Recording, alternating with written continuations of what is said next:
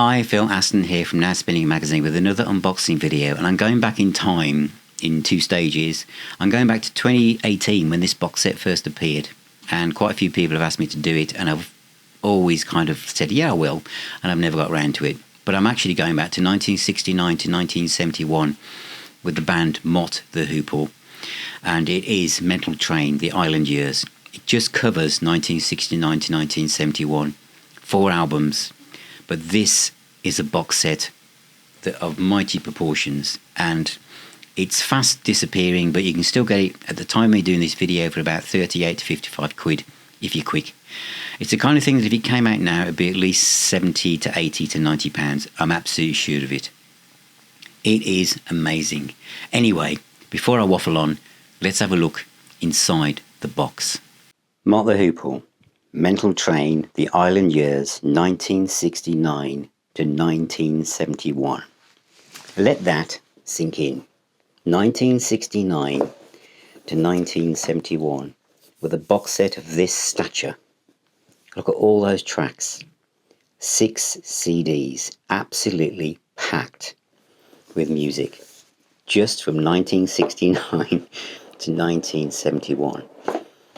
Inside this box of this early period of Mott The Hoople's history is a book. There is a poster. Should we do that first? Yeah, let's do the poster first, shall we? So we just about see that. A live picture of the band there, with Ian over the left-hand side. The whole band in all their glory. Let's move that out of the way. At the bottom of the box are the discs. These aren't in any particular order because I've been playing this a lot over the period of time I've had it. So you've got It's Live and Live Only, with all the tracks on the back. There's Radio 1 in Concert from the latter part of their career, Brain Capers, which is absolutely superb. I'll talk about this as I go through it. And then you've got Mad Shadows. They've all got this kind of battle-worn image about them. You could say, why could they have done the gatefolds? Maybe. They weren't all gatefolds, but the pictures that were in the gatefolds are in the book, as you'll see. Brain Capers, the first album. Wildlife, see, they've got this little stickers of how much they were. And then the ballads. And the book, hardback book, totally amazing. Now that is the gatefold for Mad Shadows, for instance.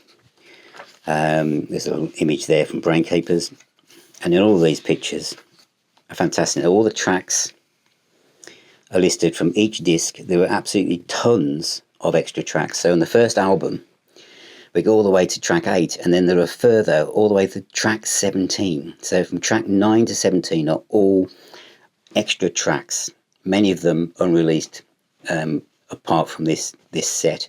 Mad Shadows, once we get to In My Mind's Gone, which is the last track on side 2, we have 8, 9, 10, 11, 12, 13, 14, 15.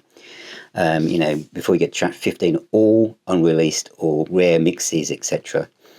Wildlife also comes with lots of extra tracks, and Brain Capers comes with absolutely double the amount of tracks that are on the album. The ballads of Mott The Hoople, you've got this one track on here, Can You Sing the Song That I Sing, which is 15 minutes 54 seconds, 16 minutes long. All of this stuff is unreleased. Great version of The Journey. I'll talk about it more in the summary, but absolutely amazing. And Live and Live Only, again, all of this is just amazing. Then we have a fully in-depth, a book that could be sold on its own, story of the band and the musicians and how it all came together, written with total enthusiasm by the author. Lots of great pictures. It's just amazing, and it's the kind of thing that if you're a fan, it's a kind of box that just draws you in to become deeper and deeper involved with Mott The Hoople. And you'll just have this open and dip into it as you listen to the music. It's absolutely fantastic. It's been so well researched, and it's taken me a long time to talk about it because this came out in 2018. And then at the end, we've got lots of little press ads, posters from the music papers from that period, reviews of the album, reviews of the band. Absolutely fantastic. And then you've got some of the other kind of picture sleeves, etc., and album sleeves that were used for this period of Mott The Hoople. That's from Brain Capers, the inner sleeve, and there's the gatefold for the first album. So that's Mental Train, the Island Years, Mott The Hoople, 1969 to 1971. So that is Mental Train by Mott The Hoople, the Island box set from 1969 to 1971.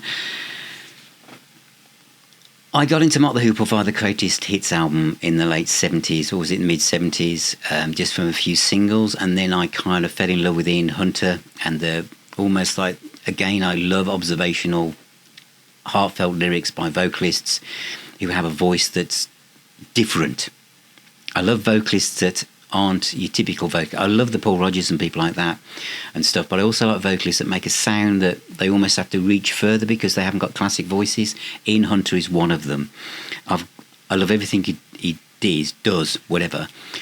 My hesitation there was trying to explain how difficult it was to get into early Mott The Hoople, even in the 70s. Why would that be? These albums were not in print. They were deleted. You couldn't find them. Most of my Mott The Hoople vinyl albums are on battered second-hand copies because it was really hard to find Brain Capers, Wildlife, Mad Shadows. I mean, I'll have to show you them one day, but they're all battle-worn, all of them. So this, and I've got them all on CD. I bought them on Angel Air Records, and they come with great little booklets. But this is different because this compiles all of the stuff from the studio, all the outtakes, all the rare stuff, live stuff, B-sides, everything is in this box. And it sounds amazing. And as you've just seen in this book, it's absolutely incredible. But the amount of extra tracks, it really brings it home what a varied, progressive, hard rock band Mott The Hoople were. And Mick Roths was a great rock guitarist. You know, you listen to things like Thunderbolt Ram and all the different versions, the one where there's more Hammond organ from Verdon and some of the live stuff.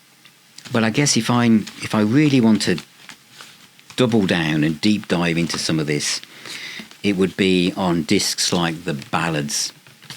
So kind of when it says the ballads of Mott The Hoople, they're not like little piano, acoustic guitar ballads. There are some gentle stuff, but they're softer songs like No Wheels to Ride, Can I Sing You a Song That I Sing? It's nearly 16 minutes long, that. It's like a rambling pouring out of your soul by Ian Hunter. It's absolutely fantastic, but it also has Blue Broken Tears, which is a variation of Waterloo Park, which, as you know, is one of my favourite tracks by Mott The Hoople.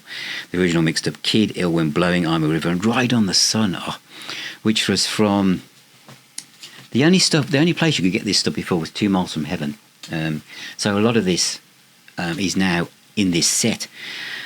But there was so much stuff on here, and the live stuff. I'm bouncing around and now the live one. That picture. But Rock and Roll Queen, you really got me. It's like heavy metal. It's like punk. It's like the Stooges. It's like the Pistols. I always thought that Brain Capers was like a template for that kind of stuff, really. But The Moon Upstairs, Whiskey Woman, Your Own Backyard, Darkness, The Journey. It's prog. It's a different side. And what's also exciting, I mean, David Bowie recognised within this little place in history, this lens of time, that this band mustn't disappear, they mustn't stop, and he gave them All the Young Dudes. So there's lots of stuff that became part of All the Young Dudes is in here, sprinkled amongst the extra tracks. But all of it, CDs just full of great stuff to discover. And I think, what's the best way there's something about, I was thinking about, this is one of the reasons I found it so difficult to review this in some ways, to try and encompass what I think about early Mott The Hoople, is because it isn't Hallelujah Boogie or Roll Away the Stone. It's like listening into a really authentic rock band. They were really real with each other. And they bounced the idea, how they've come together. You feel like you're inside the music with them. And there's something innocent about it. It takes me back to when I was too young for this.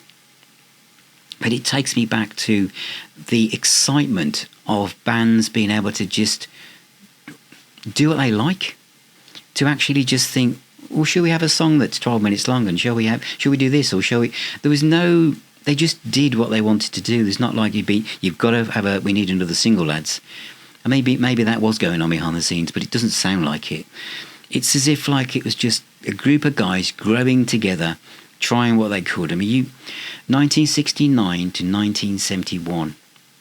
But you listen to the first Mott The Hoople album, to Brain Capers, to Wildlife, to Mad Shadows, and the way that the music develops and how Mick Ralphs and Ian Hunter kind of jostling for the main position of the band. And I feel that this is music that is timeless, exciting, and is for whatever's going on in your world. There are some Mott The Hoople that will fit in with it. I know there's quite a few people that rate this as one of their favourite box sets, and it's one of mine. It's one of mine. I think I feel really, really attached to this set. And I think one of the other reasons is they've included everything. They've included things and described some things as like fragments of a track. But they haven't thought, oh, well, they won't be interested in that. They put it on. But it hasn't broken the flow of the CDs. It all works. The production is the remastering, the research, the love that the reviewer puts in this, in 2018, wasn't it? And he puts in, with Buffin and Pete have passed away. It felt that the last tale of vestiges of the wide-eyed 15-year-old went to see them. He talks about how much the band means to him. This is Chris Needs. And as you read the essay, I felt the same. I didn't see the band when they reformed. But as he talks about the band when they came back, and you'd feel it. You do, you feel it. And I think this is a wonderful set. So if you're interested in Mott The Hoople, Ian Hunter, you've already got it, haven't you? If you're interested in the 70s rock, this kind of period when experimental and there was no barriers, there was no walls, there was no silos to dip yourself into and say, I'm one of these, I only play this. This is wonderful stuff. Some of it you might not like if it's brand new to you, but some of it you absolutely will, and the bits that you're not sure about will creep under your skin like tentacles from another land, another time, and that is Mott The Hoople, Mental Train, the island years 1969 to 1971. So thank you so much for watching. Thank you for being here, for all of your support and all of your kind words of encouragement, and being here with me as I traverse my way through this journey that is Now Spinning Magazine. Please, if you can, support me by becoming a patron or YouTube member, or just buy me a coffee via Ko-fi. It all makes a difference. Remember, music is the healer and the doctor. Please take care, and I shall see you very, very soon.